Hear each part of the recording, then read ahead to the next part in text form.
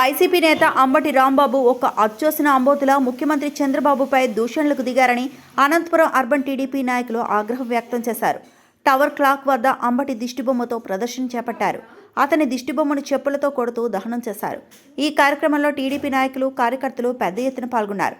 ఈ సందర్భంగా TDP senior నాయకులు మధురాయల్ మీడియాతో మాట్లాడుతూ, సాక్షాత్తు ఒక ముఖ్యమంత్రి స్థాయిలో ఉన్న వ్యక్తి మీద ఇలాంటి వ్యాఖ్యలు చేయడం ఆయన కుసంస్కారానికి నిదర్శనమన్నారు. ఆయన ఎక్కడ కనపడినా చెప్పులతో కొట్టడం మాత్రం ఖాయమని వారు హెచ్చరించారు. అహంకారపూరిత వ్యాఖ్యలపై, అసభ్యకర బూతులపై కఠినంగా చర్యలు తీసుకోవాలి. భవిష్యత్తులో ఇలా మరే ఇతర నాయకుడు ప్రవర్తించకుండా న్యాయస్థానం కఠినంగా శిక్షించాలి అని అన్నారు. ఈరోజు వైఎస్ఆర్ పార్టీ నాయకుడు, మాజీ మంత్రి అంబటి రాంబాబు గారు ఈరోజు ఆ ముఖ్యమంత్రిని నోటికొచ్చిన మాట్లాడడం జరిగింది. ఇదంతా కూడాను తిరుమల తిరుపతి దేవస్థానం లడ్డు విషయంలో వీళ్ళందరూ పేర్లు వచ్చాయి, త్వరలో వీరంతా అరెస్ట్ అవుతారని చెప్పి దీన్ని డైవర్ట్ చేయాలని చెప్పి ప్రజలు చాలా ఆగ్రహంగా ఉన్నారు ఈ లడ్డు విషయం పైన. దానికోసం అని చెప్పి వీళ్ళు ఈరోజు బాబును తిట్టి డైవర్ట్ పాస్ చేస్తున్నారు.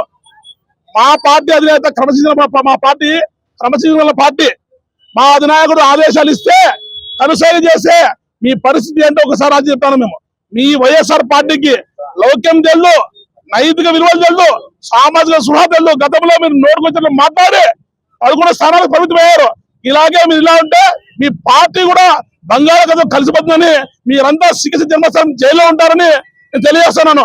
ఇకనైనా బుద్ధి తెచ్చుకొని వెంకటేశ్వర స్వామికి క్షమాపణ చెప్పి గుండు కొట్టించుకొని మీరంతా మోకాల మీద పోతే ఆయన క్షమించారేమో కానీ ఆంధ్రప్రదేశ్ ప్రజలు క్షమించే పరిస్థితి లేదు. తెలుగుదేశం పార్టీ కాగితం అంతా ఒకటి అంటున్నారు.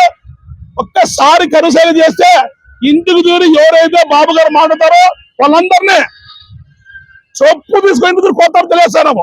జై చంద్రబాబు, జై తెలుగుదేశం, జై దగ్గుబాటి నాయకత్వం.